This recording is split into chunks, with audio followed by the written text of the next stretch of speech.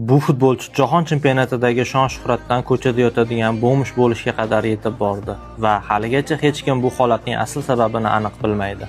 Uning ismi Adriano edi. Chap oyog'ida pushka zarbasi bor edi. Istalgan joydan juda ham chiroyli gollar ura olardi.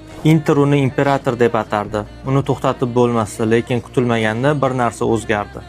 U mashg'ulotlarga bormay qo'ydi, qo'ng'iroqlarga javob bermadi, hatto kunlab yo'qolib ketardi.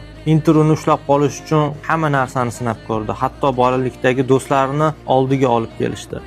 Ammo hech kim asl sababini bilmasdi. Asl sababi esa yurakni ezuvchi bir voqea edi. 2004-yilda bir o'yindan so'ng u kiyim almashtirish xonasida turgan paytda telefon qo'ng'irog'ini oldi. Unga otasining vafot etganini aytishdi. U shunchalik qattiq baqirgan ediki, jamoadoshlari bu inson ovozi emas degandek hayratda qolishdi. U o'ynashda davom etadi, lekin u endi avvalgidek emasdi. Yillar o'tib bir jurnalist uni Riodagi ko'chalarda spirtli ichimlik ichayotgan va domino o'ynayotgan holatda topdi. Va nihoyat undan nega hammasini tashlab ketding deb so'rashdi.